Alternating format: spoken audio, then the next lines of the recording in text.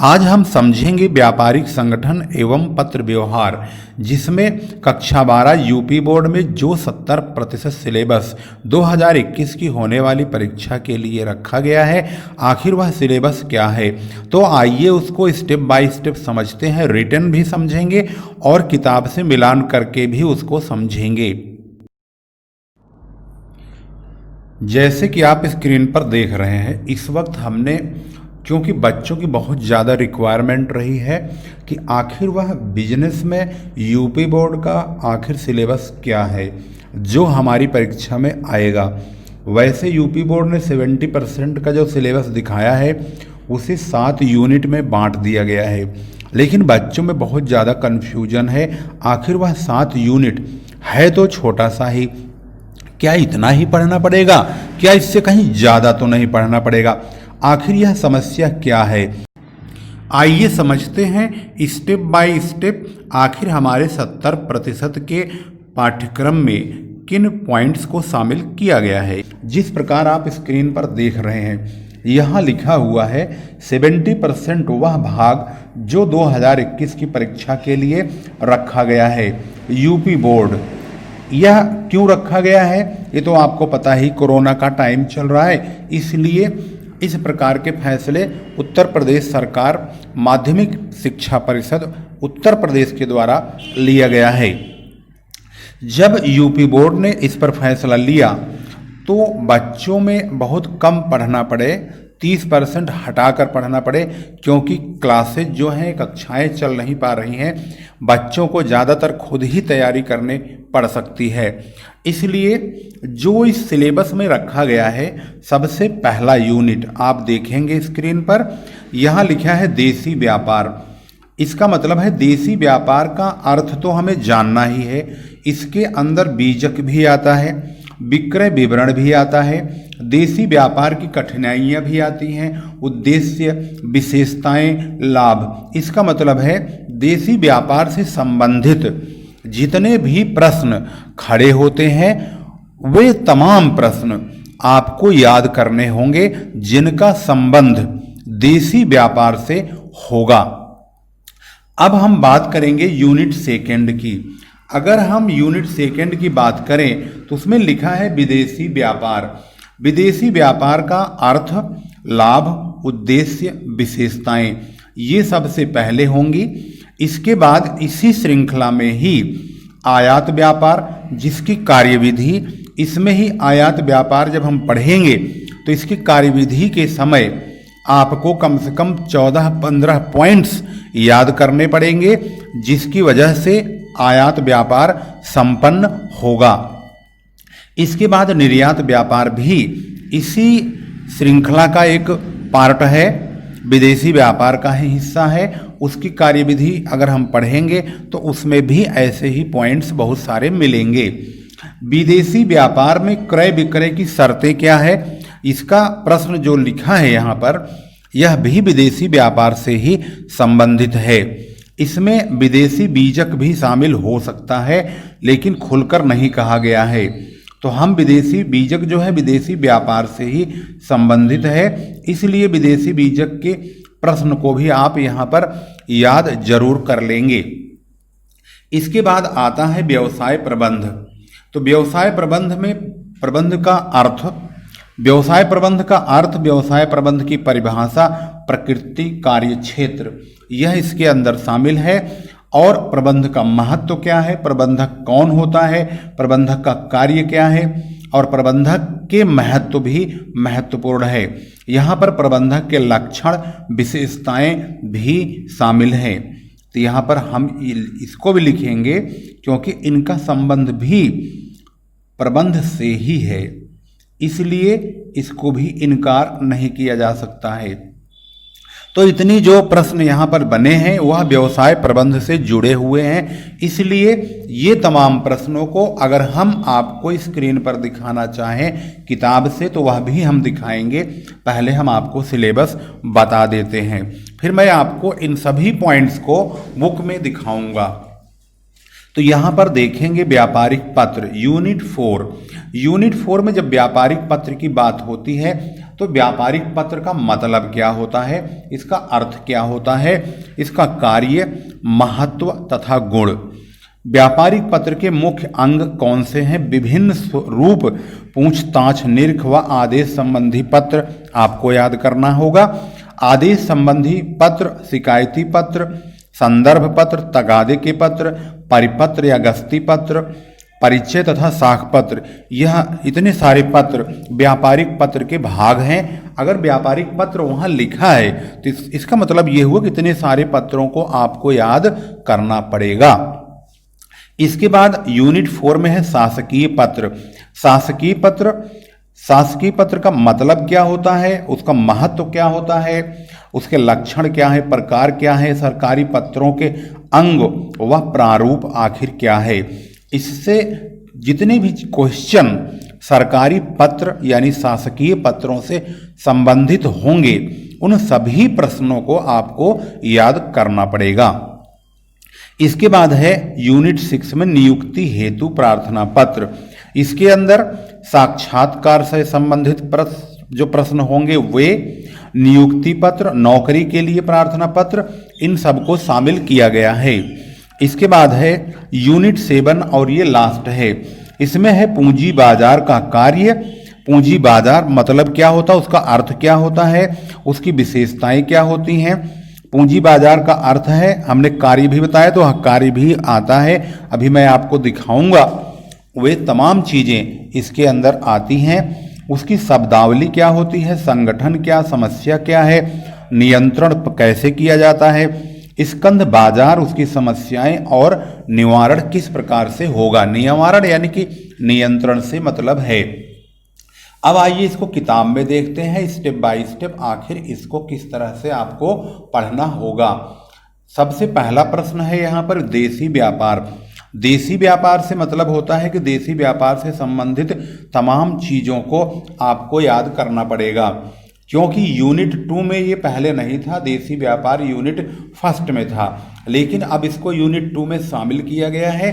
तो अगर यूनिट 2 में शामिल किया गया है तो हमारे पास जो बुक यहाँ मौजूद है उसमें यहाँ से क्वेश्चन स्टार्ट है। प्रथम खंड लिखा है जो कि बीको मतलब इसमें इंटर के लिए है। ये आप देखेंगे तो रीडर्स चॉइस की ही बुक है ये, भाग 2 यानी कि 12वीं क्लास की ही है। लेकिन इसमें जो प्रश्न शुरू है व्यवसाय प्रबंध से है। तो चलिए हम व्यवसाय प्रबंध वाले चैप्टर पॉइंट को देख लेते हैं, उसी चैप्टर को देख लेते हैं। यहाँ लिखा है अर्थ परिभाषा, प्रकृति, कार्य क्षेत्र, प्रबंधक का महत्व, प्रबंधक कौन है, प्रबंधक के कार्य महत्व, लक्षण, विशेषताएं। ये यूनिट 3 है। इस बुक में किस प्रकार से पढ़ना है आप देखेंगे। यहाँ लिखा है व्यवसाय प्रबंध, अर्थ परिभाषा, प्रकृति, कार्य क्षेत्र तथा स्तर, प्रबंध का महत्व, प्रबंधक के कार्य तथा तत्व, प्रबंधक, यानी यहाँ से लेकर के यहाँ तक ये जो 4 पॉइंट्स हैं, ये 4 पॉइंट प्रबंध से रिलेटेड है। यही व्यवसाय प्रबंध का पार्ट है। तो यानी कि यह यूनिट 3 जो है उसमें आपको इतनी सारी चीज़ें पढ़नी पड़ेंगी। इसके बाद है विदेशी व्यापार। अगर विदेशी व्यापार की हम बात करते हैं तो विदेशी व्यापार में क्रय विक्रय की शर्त तो यहाँ से शुरू नहीं है, यहाँ से शुरू है। ये विदेशी व्यापार क्या होता है, विदेशी व्यापार में क्रय विक्रय की शर्त क्या होती है, निर्यात व्यापार क्या है, आयात व्यापार क्या है, विदेशी बीजक क्या है, यानी विदेशी व्यापार से संबंधित 1 2 3 4 5 ये 5 टॉपिक आपको पढ़ने पड़ेंगे। इसके बाद बात करते हैं व्यापारिक पत्रों के बारे में। तो व्यापारिक पत्रों के बारे में अगर आप बात करेंगे तो यहाँ पर लिखा है व्यापारिक पत्र व्यवहार का अर्थ, प्रकार, कार्य, महत्व तथा गुण, इसे पढ़ेंगे। साथ में व्यापारिक पत्र के मुख्य अंग तथा भिन्न रूप लिखा हुआ है और पूछताछ, निरख, ये भी व्यापारिक पत्र है। संदर्भ संबंधी पत्र यह भी व्यापार से रिलेटेड है। शिकायती पत्र यह भी व्यापार से रिलेटेड है। रुपया वसूलने वाला ये भी है। परिपत्र, गस्ती पत्र ये भी है। परिचय पत्र और साख पत्र यहाँ तक है। और बैंक व बीमा कंपनी संबंधी पत्र, एजेंसी संबंधी पत्र यहाँ देखेंगे तो जो व्यापार से संबंधित पत्र हैं यहाँ से लेकर के यहाँ तक है। एजेंसी से संबंधित पत्र, तो यानी कि 1 2 3 4 5 6 7 8 9 10, यानी 10 प्रकार के पत्रों को आपको पढ़ना पड़ेगा। इसके बाद अगला जो प्रश्न होता है शासकीय पत्र का, तो शासकीय पत्र यहाँ पर आप टॉपिक देखेंगे शासकीय पत्र व्यवहार, उसका आशय यानी मतलब क्या है, महत्व क्या है, दिनचर्या तथा लक्षण। उसके बाद है सरकारी पत्रों के भेद, प्रमुख अंग तथा प्रारूप। शासकीय पत्रों के आगे उदाहरण दिया गया है, यानी सरकारी पत्र जो यानी शासकीय पत्र जो होता है वही सरकारी पत्र है, वही शासकीय पत्र है। तो उसका 1 2 3 यानी कि ये 3 पार्ट आपको पढ़ना है। तो उदाहरण है दोनों, ये दोनों एग्जाम्पल हैं।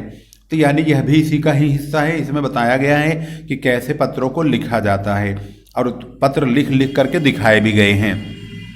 तो शासकीय पत्र में आपको इसको पढ़ना है। इसके बाद लिखा है नियुक्ति हेतु प्रार्थना पत्र।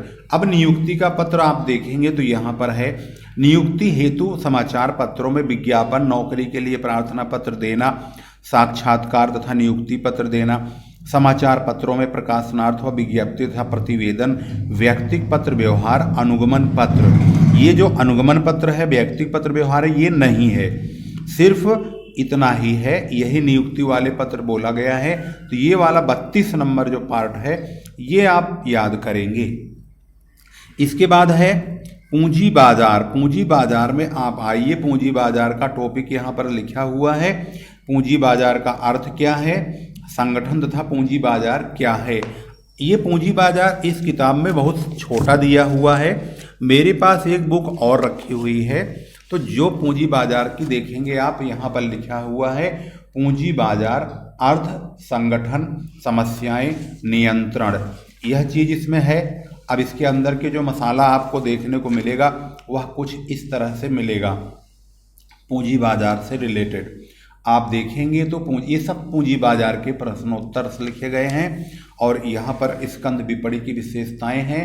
ये तमाम चीज़ें मैं आपको दिखा रहा हूँ। इसको आप अगर आपको नहीं है आपके पास किताब, तो आप वीडियो को पॉज करके यानी रोक करके आप कॉपी पे लिख सकते हैं। ये स्कंद विपणि की विशेषताएं हैं और इसकी विशेषताएं लगभग मैं कहता हूँ कि 14 विशेषताएं लिखा है, जो किसी किताब में होगा भी नहीं। स्कंद विपणि का महत्व भी इन्होंने बहुत बेहतरीन लिखा हुआ है। ये काफ़ी पुरानी किताब है, मार्केट में पता नहीं अब उपलब्ध है या नहीं है, इस बारे में नहीं बता पाऊंगा मैं। ये हमारे पास कम से कम कई सालों से रखी हुई है। तो यहाँ पर स्कंद विपणि के 2 से लिखा हुआ है। पूंजी बाजार की समस्याएं भी आपके प्रश्न में है और समस्याएं देखिए, समस्याओं का ये बॉक्स बना हुआ है, इसमें बहुत सारी समस्याएं लिखी हैं। इन्हीं को ही यहाँ पर एक्सप्लेन किया गया है एक एक करके और इनको यहाँ पर ब्रीफली लिख दिया गया है ताकि बच्चे उसको हेडिंग वाइज याद कर लें। ये तमाम जो है प्रश्न ये पूंजी बाजार से रिलेटेड प्रश्न चल रहे हैं। और इसके बाद आप देखेंगे पूंजी बाजार का भी समापन नहीं हुआ है। ये पूंजी बाजार की शब्दावली है, जो अभी मैं बोल रहा था उसमें शब्दावली का बड़ा महत्व है आपके प्रश्नों में।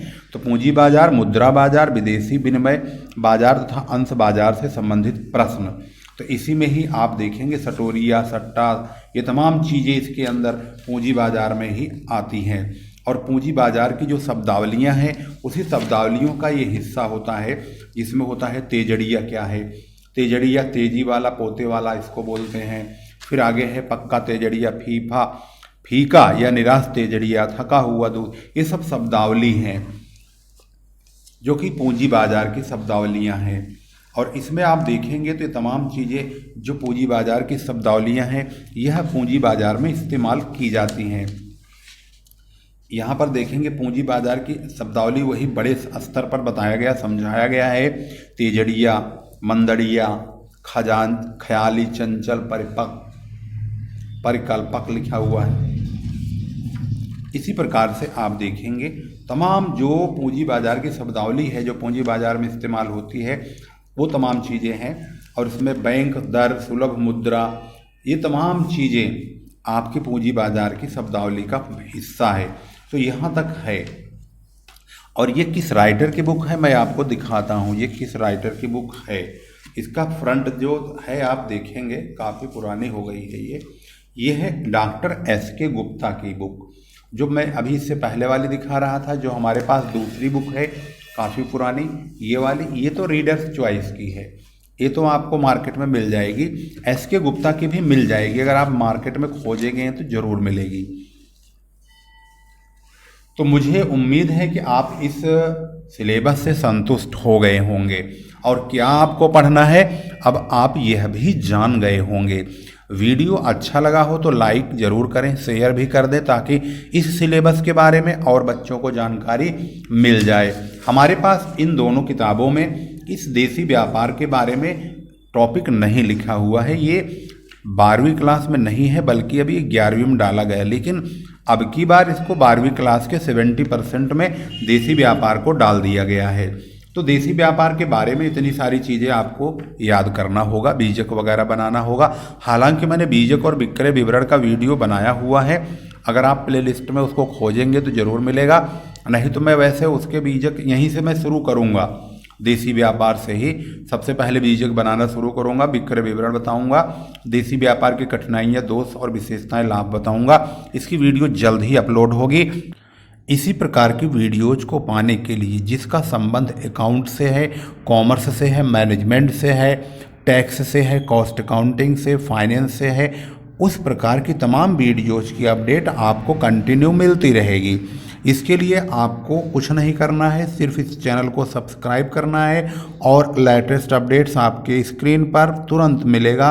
फिर लेकर आएंगे खास वीडियो जो होगी बहुत महत्वपूर्ण आपके लिए। तब तक के लिए नमस्कार, जय हिंद, जय भारत।